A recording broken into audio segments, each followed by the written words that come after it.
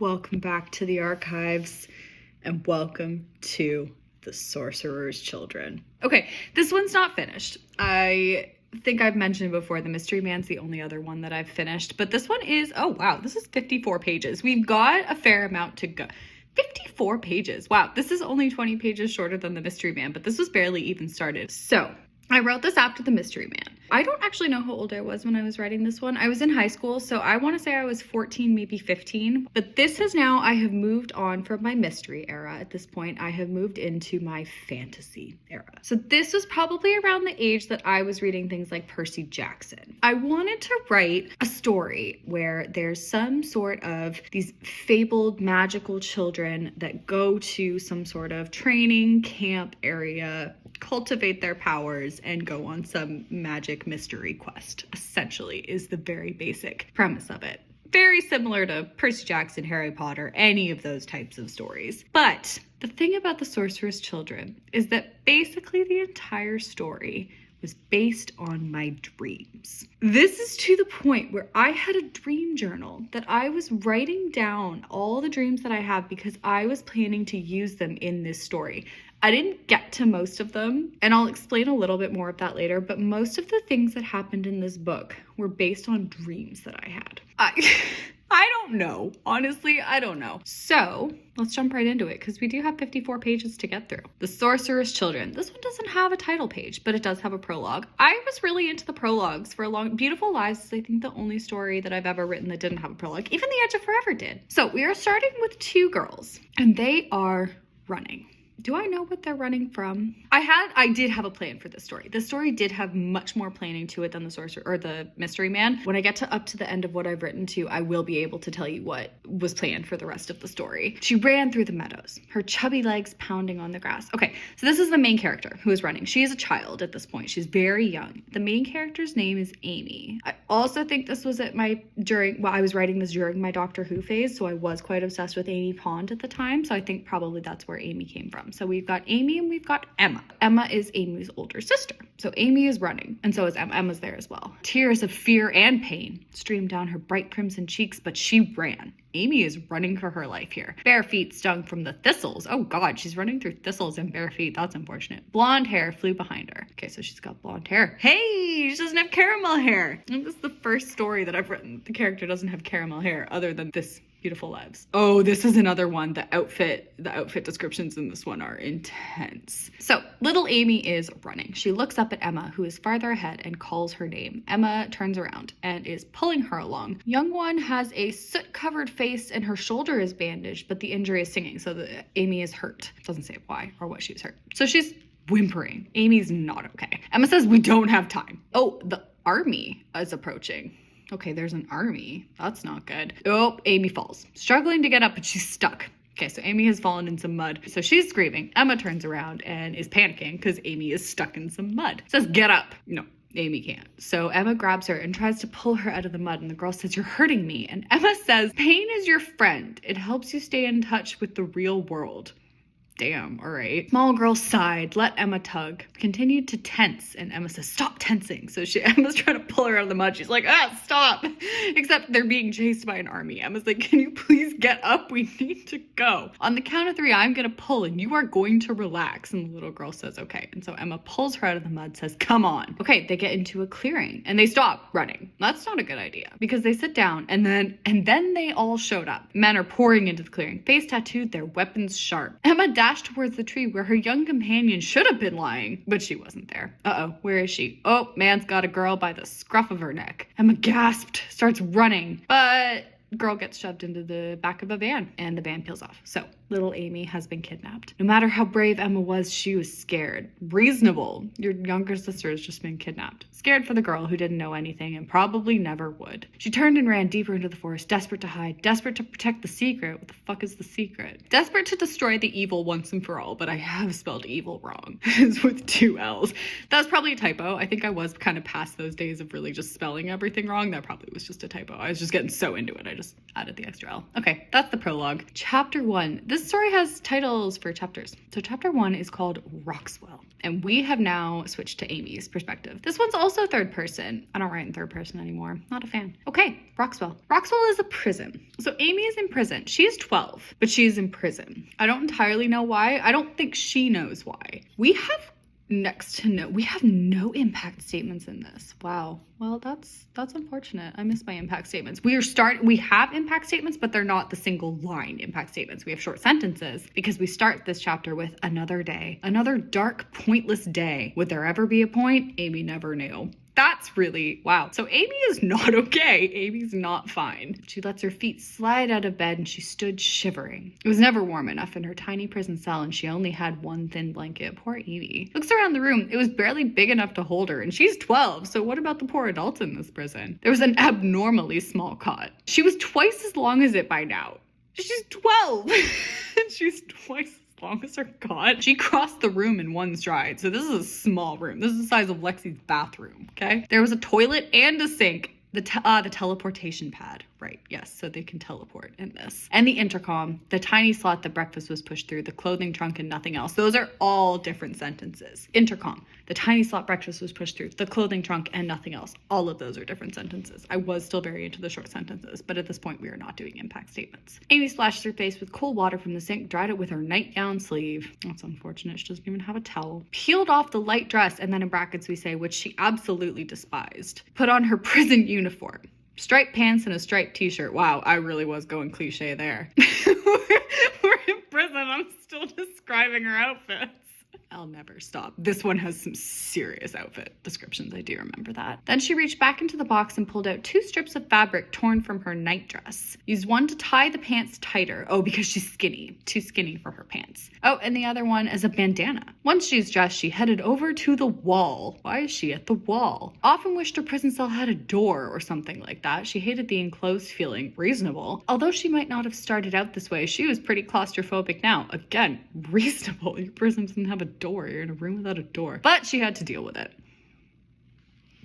Okay. Amy opened a small panel on her wall beside the pad, the teleportation pad, I think that means. Oh, she flipped a switch from asleep to ready and then retreated to her bed. So I guess this is part of her prison routine. There's a switch in the wall where she's communicating to the guards that she's ready to do something. I don't know. She hated everything about the room. Amy's a negative person, but Amy's also in prison. So really, can we fault her for that? From the prison uniform with the emblazoned Roxwell on it, more outfit descriptions, to the sink crammed in the corner. Amy hates her sink. Okay. Didn't like being in prison. I think we can give her that. But she did like the parcels that people sent her. Okay, so Amy is getting random, mysterious packages from someone. We will find out later who they're coming from. At this point, she does not know. Some random person is sending her packages. However, the guards never seemed to mind that she had mail. Guards are fine with her getting these random packages. She loved the panel in the wall creaking open, right? There's like a little panel in the wall that people just shove things through. Oh, and the guards' dazed voices. Hold on to that one. There's a reason why their voices are dazed. She loved ripping off the brown packaging and stuffing it back through the slot. She loved cradling the contents, and most of all, she loved hiding the things in her loose floorboard. But I pictured the cell to be completely made of metal or steel or concrete or something along those lines, so apparently there's floorboards. Whoever this person was, she was mysterious. We know it's a she. It is a she. But I don't know why Amy knows that. There was never a name on any of the packages, but they could contain anything. One day the person sent several, now we're just describing some of these random packages that Amy's gotten. One day the person sent several paperback adventure novels. Once the person had snuck Amy a box of cupcakes, which had been delicious. I write a lot about food as well. Obviously with Sophie and Mystery Man, I wrote about what they had for dinner every single night. And in this one, yes, there's cupcakes. There had been a small note on the cupcake box saying, "Happy birthday." Amy had wondered for days after what a birthday was. Oh God, she's so deprived. She doesn't even know what her birthday is. Poor Amy. Amy always wished she'd been able to communicate with this person to think, oh, I spelled thank wrong. There's a T in the middle of it. Thatnik. Typos. To have them tell her things about the outside world. But the person kept her up to date. Okay, so this is me trying to explain why Amy knows, because Amy has been in this prison since she thinks since she was born, since she was kidnapped, but she can't remember being kidnapped. So I needed there to be a reason why she knows things about life, and that is because this person is sneaking her notebooks with stories about the world. Some days she drew pictures. Some days she sent blank notebooks for Amy to write in. Amy became a huge fan of writing and enjoyed receiving notebooks, which she did often. Oh, she made up worlds and stories. Same, Amy. She told tales of explorers and knights. She told about princesses and magic. No, I didn't do that. I told stories about people like Amy and people like Sophie. And then I wrote stories about cancer. Soon the parcels began to settle into routine so that she got one every Saturday. Saturdays were Amy's favorite day, do you think? So Amy has a routine every morning on Saturdays. Treasures arrive. But Amy's life sucks. One day the person sent her a brown... One day the person sent her a brown bag, like the kit that Doctor had when he came to examine Amy. I think I just wanted Amy to have some kind. This is probably also around the time I was reading the Kane Chronicles, so all the Rick Riordan kind of books, and there was a brown bag or something with all of the things in them. There needed to be some sort of bag. I was big into bags. Amy stored her precious things in it. Oh, like the jewels that were claimed to have been from her mother. I have forgotten the T in that. Amy could never remember having a mother or a father. We'll find out soon why she can't remember that, but considered her gift person okay, to be just like one. She called her the fairy godmother, remembering Cinderella from a book of fairy tales. Okay. One day Amy's floorboard got too small because she's getting so many freaking gifts. So she searched the room. She found every crevice in the wall, the concrete walls, opening up caves. There's caves in the walls and finding trap doors. One day she found an entire cupboard. So this room is just filled with trap doors and caves, apparently. But today was a Tuesday, so Amy's not getting any gifts today. She just got her Saturday gift, so no gifts coming for a while. Amy was excited about her recent gift, another book all about magic. Ooh. She was sitting on her bed waiting for morning exercises. Okay, so this is the beginning of the prison schedule. She slid her hand to the bottom of the bed where there was a hidden compartment. Why are there so many compartments in this girl's room? Amy popped it open and glanced in, her store of candles and matches. She loved to read by candlelight at night. She would wait until the guards had checked to see if she was in bed. Then she would sit on the red velvet chair on her teleportation pad. There's a red velvet chair. Important things to describe. She had always been warned not to sit on her pad if she wasn't using it. Apparently it was dangerous. She could accidentally slip out of the present tense and head to another place. Well, that's unfortunate. But by law, their pad's entrance would be locked. Then she would slam into it with such force that she would instantly die. Wow. Well, that's not good. We don't want that. So, okay, so in my mind, what's happening is that you can teleport, but you have to open the teleport on the other end. I was completely okay with making things up at this point because I was embracing this as a fantasy. We're not trying to justify anything because it's straight up a fantasy. And thank God, because now we can read it. We can say, yes, obviously teleportation pads exist. No big deal, because this is a fantasy as opposed to the deep sea pods in the Mystery Man, where I was actually genuinely trying to make it seem like those could be real things. I wanted that to be real. This I at least knew. This is a fantasy. So we don't have to worry about any of this. But her pad was off and she really enjoyed sitting on it. So she always did. So Amy doesn't care about the fact that she could, slip into another reality and slam against a pad that was locked and die. She likes sitting on her pad. And it's off. So no big deal. She shut the trap door just in time because there was a pounding on her wall just above her slot. Sounds a little weird. Jumped up and pushed open her tiny door, and the breakfast guard's eyes leveled with hers. Your breakfast, he growled. Okay, what's her breakfast? Her breakfast box. Oh, there's a box. Okay. Stared in dismay at her food. It was a banana, not old looking, actually a little too new. How unfortunate for you. A chunk of old stale bread and some water, no doubt, from the tap in the bathroom. That is Amy's breakfast. But Amy was hungry. Just as she's finishing her water, her intercom crackled to life. Attention all Roxwell prisoners. Good morning. So here's the deal with this, is that I think it sounds nice, things that he's saying, and I am intending it to be in this super sarcastic, mean voice. So he says, thank you all for getting up so quickly. He's being super sarcastic about this. For a reward, we might let you off from your morning exercises, or maybe not. Each of these sentences has an exclamation mark, but only one. So we've cooled it since the Mystery Man. The man cackled for a moment before continuing, so he's just teasing them. He's just an asshole. I don't remember who this is. Okay, today is Tuesday, the 3rd of April. The weather looks pretty rainy this morning and it's very chilly, so bundle up, weather reports. Our schedule for today consists of morning exercise, studies, and cell time. I'm pretty sure that's their schedule every day, so I don't know why he's telling them that. There will be a doctor coming in today, so when you get the signal, you will come to the common room. Now everyone wait for your morning signal, then come on out to the courtyard. So what's happening now is that they're bringing them all out to the courtyard through their teleportation pads. That's why there's no door in her room, is that they go everywhere through teleporting out in and out of their rooms. Amy says she hates her morning exercises, but they got her out of her cell for a while, so no big deal. Amy South. South is her last name, I guess. The prison guard calls her. So Amy gets to her teleportation pad, plugs courtyard into the keyboard. So I guess she types she wants to go to the courtyard, and then hit go. After a second, the machine came to life and she is swirling around, rising up and falling down, being pushed, pulled, and stretched.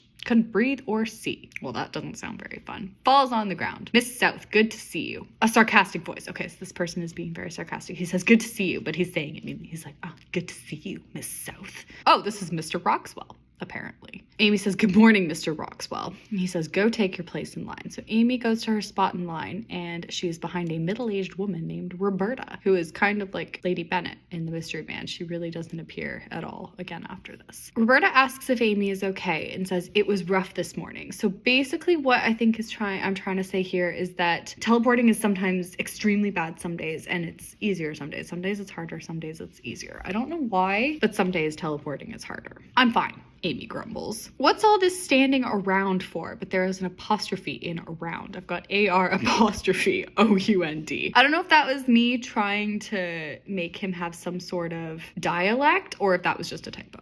Starting with laps 50. Let's go, let's hustle, says Mr. Roxwell. Prison mates groaned, began to run. The 12-year-old girl, Amy, was slim and fit, so she had no trouble running 50 laps. She's the first person done. Go, Amy, go. Okay, push-ups. Ooh, 2 exclamation marks. How about 50 of those? How does everyone feel about that? Good? Not so good? Well, guess what? Get up off those sorry butts and do them, because I don't care what you want. Oh, Mr. Roxwell is so mean. Oh, Roberta is huffing. She did not do well with her running. And Amy has no issue because she practices push-ups in her room because she's bored, I guess. So Amy just does a lot of push-ups. It went on like this for what felt like hours. Finally, the exhausted prisoners trooped back to their teleportation pad. When it was Amy's turn, she braced herself for the impact, which never came, so it's easier this time. Slid through the air like butter. Gotta love those similes. Collapsed onto the floor in her room, staggered to the bed, lies on the bed. Then she jumped up, headed over to her loose floorboard, her loose concrete floorboard. Pulled out the latest gift, settled herself on the bed. Too risky to sit on her pad in the daytime. A guard could look in and catch her. Didn't want to know what would happen if something like that were to happen. Period. Apostrophe. / Amy lost herself in a world of magic where anything could happen. She shut the book, puts it down beside her, and begins to drift off into an imaginary world. First impact statement of the book. What if magic was real? Foreshadowing. Obviously magic is real. This is a fantasy. Amy shook the thought out of her head. Ever since she began taking lessons in the prison, they discouraged magic. Ooh, because they're trying to throw them off the scent. It tears down people's sense of reality. You need to have a firm 2 feet on the ground if you're going to get anywhere in life, they had always said. At first, Amy had refused to believe them, but as she grew older, she thought it was getting more and more likely that they were telling the truth. Taken out of her thoughts, loud banging on the wall. Mr. Roxwell is standing outside her door. Would you please come to the common room? Amy goes to the teleportation pad, puts in common room. Then she's moving. It doesn't hurt, but then with a bang, she hits something. So for whatever reason, the teleportation door to the common room is locked. I don't entirely know why this happens. Amy says she feels herself flying backwards, could feel her limbs go numb, but she was still alive. Good, because we still have another 50 pages to go. Then she was out of the vortex lying on a carpet. So basically what's happened is Amy has gone through this teleportation pad. She slammed into some kind of wall because the teleportation pad on the other side is locked. I don't know why. I don't think we ever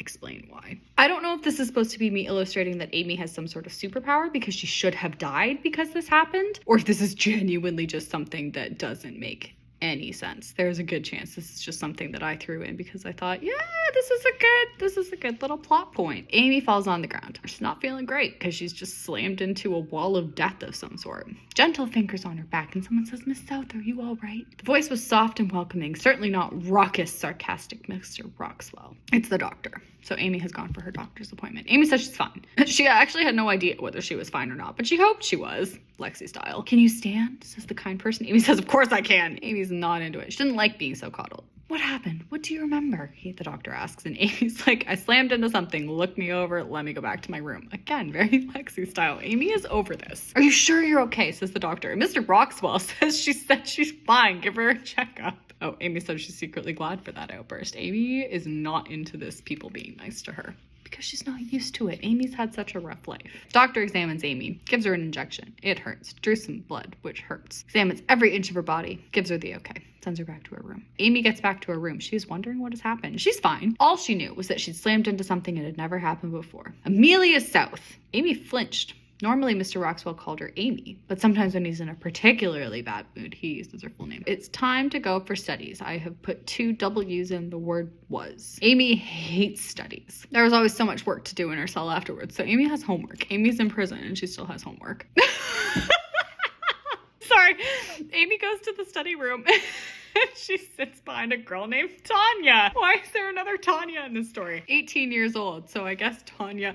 And a 40-year-old man called Timothy. There was a Timothy in the Mystery Man too. So I guess Tanya grew up to have many children on the city of Atlantis, and 40-year-old Timothy grew up to be Dr. Leroy's personal assistant. I am really uncreative with names. It's like in the Mystery Man when I had a Tara, a Clara, and a Kara, and 2 Mikes. And I've had an Adam. And is there an Adam? I don't think there's an Adam in this story, but you never know. Okay, really? Really, Kate? The studies teacher's name is Mr. Rocker. So we've got Mr. Roxwell and Mr. Rocker. Get it together. Get better names. Heads to her seat. In front of an 18-year-old girl named Tanya, a 40-year-old man named Timothy. Both of those people are in the Mystery Men. Neither of them are mentioned again. Students, open your workbooks to page 151. Turn to page 394. Amy flinched. Oh, Amy forgot her books. Come on, Amy. You do this every day, but Amy's forgot her books. So she sits sullenly, raises her hand, says, hey, can you please send me to the punishment room? She never actually visited the punishment room. Oh, wow. Well, today's so unique because it's the first day of the story, obviously. Knew that the longer she waited to tell the teacher, the worse her punishments would be. So that's why she is volunteering this information. Miss South, Mr. Rocker calls, and Amy says, Mr. Rocker, I regret to tell you that I left my books in my room. She whispered, so practically no one could hear. Mr. Rocker understood perfectly. He says, I'm very disappointed in you, Miss South. In such a calm tone that Amy wanted to scream. Well, I don't wish to punish you as you're a good student otherwise, but rules are rules. Into the punishment room, please. I spelled punishment wrong. I've spelled it with an O instead of a P. Again,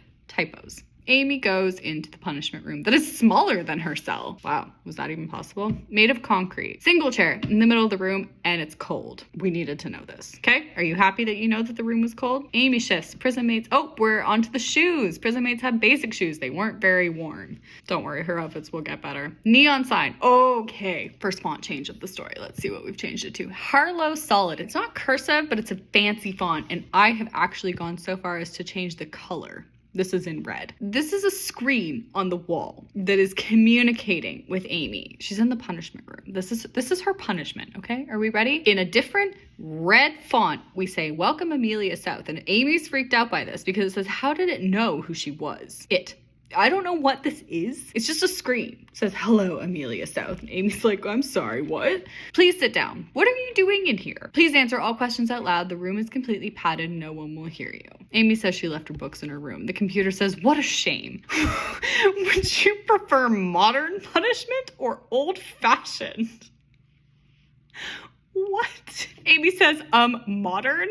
Not convinced at all that she wanted modern punishments. I'm not either. Terrific, says the computer. Let's begin with an honesty quiz. This is her punishment. Amy says, sure, why not? Have you ever failed a prison test? No, says Amy. Miss South, what did a lovely girl like you do to get into this prison? Amy's heart leapt into her throat. The computer had just asked her something that she often wondered herself. Okay, now we're getting to Amy's backstory. What on earth had she, a 12-year-old girl, done wrong? Fair enough. Amy had never had memories of anywhere except the prison. The only logical thing was that she'd been born here. So that's what Mr. Roxwell has told her, is that she was born in the prison. The real question was, what was her mother doing in prison? Why didn't they let her go? Maybe her mother was guilty, but Amy was not. Or was she? What has Amy done? I'm not entirely sure, says Amy. Says the computer. Well, let's continue. What's your best time on the morning laps? So basically the computer's just asking her questions. Then the computer began asking her to do things. Jump up and down 5 times. Run 500 laps around the rooms. Do push-ups until she started to sweat. Thank you, Miss South. Your time is up. Remember me next time you forget your books. That is all, says the computer in its red, fancy font. Okay. That's Amy's studies time because she forgot her books. Don't forget your books again, Amy. That was weird. Amy turned, gasped when she realized the door to the room disappeared. But then the wall opens. Mr. Rocker is standing there, says, please join us. So Amy comes back out. Roberta's back. Roberta's trying to look inside. Tanya and Timothy are looking away. Amy didn't know anybody else because I was out of names. Class dismissed. Amy made a dash for the pad, found herself third in the line. Period. End of the scene. Amy is back in her... Wow, this is a very short scene. This is a 1-paragraph scene. Amy's writing a story. Oh, Amy's handwriting. What font is Amy's handwriting? Gigi. It's a weird curly cursive. Okay, this is Amy's story. We've got 2 sentences. Ready? The princess rushed through the hall, but she didn't see anybody. She checked every single room, but she couldn't find her mom or her dad anywhere. That is the story that Amy writes. Quality story from Amy, right there. Lays down her pen. Oh, and she's just crying. That's one of the things she likes about having a soundproof cell. No one can hear her if she cried. Okay, so Amy's just crying. Then she stops, wiped her eyes, looked around. Nothing new. She stood up, went to her floorboard, her concrete floorboard. Even though she'd been receiving packages for about a year now, she still didn't have many things. So she's been getting packages every week for a year, but she doesn't have a lot. A few paperbacks, a few notebooks, some books that her fairy godmother had written about the outside world. In a moment of boldness, Amy grabbed all her possessions out of the floor, began to sort. Oh, cell inspections coming up. Happens once a year. Amy needs to get rid of some of this stuff. So Amy needs to get rid of it before Mr. Roxwell sees it and blows the gasket. So she shoves everything out into the hallway, out through this breakfast slot for Mr. Roxwell to find. And all she's left was this, that brown doctor's bag. The bag that I really needed her to have had her most prized possessions in it. We do not explain what those are. I think it's that watch and jewelry or whatever, and probably a notebook or two, because again, notebooks were very important to me at this time. Amy stashed that in her cupboard, which is almost impossible to find, except she found it. Then, feeling naked and vulnerable, because she's just gotten rid of all of her notebooks, laid on her cot, began to sleep. Amy wakes up to Mr. Roxwell shouting, "Amelia South." Here we go. Ready? We got 1, 2, 3, 4, 5, 6, 7, 8 exclamation marks. That is nothing. And Amy gets up and goes, "Amy South reporting for duty," with only 4 exclamation marks. So really, she doesn't care at all. Oh, someone's here to see Amy. What? That was impossible. Prisoners weren't allowed to have visitors, but she does. Amy goes to the common room, steps off the pad. There is a girl about 14 years old. Amy can tell she's 14 years old, standing in the middle of the room. Anybody want to take a guess as to what color her hair is? Long caramel colored hair once again. Okay, here we go. This is 3 sentences of an outfit. Ready? Red tunic over blue jeans. Only the bottoms of her thighs were visible, because the rest of her legs were covered up by long red boots. Amy racked her brains to remember what they were called. Combat boots. Oh, this was also around the age where I was obsessed with medals. I don't know why, I just really wanted a medal. So this girl is wearing a medal. Best thing of all, long strip of fabric hanging around her neck. There's a circle with a big gold circular disc hanging at the end of it. It's a medal. Oh my God. There's a symbol in the middle, a triangle with 2 dots and a square below them. What does the symbol mean? We'll find out later. Amy stares at it, then forced herself to look at the girl's face. The girl has brown freckles, a mouthful of white teeth. Eyes are green. "Hi," says the girl. Her voice is warm and caring, and Amy says, "Who are you?" She knew it was an unpolite greeting, but she didn't know anybody in the outside world, and the girl says, "Great question." Doesn't answer it, just says, "Great question." Amy says, "Who are you and what are you doing here?" She's forcing herself to sound bold. And then here is our final line of the chapter. Are we ready for this? "Sorry," says the girl. "My name's Emma. Technically, I'm your sister, but let's not get into the details before we get out of here. Oh yeah, I'm here to bust you out." That is the end of chapter 1 of The Sorcerer's Children, and we will be back with another episode later on.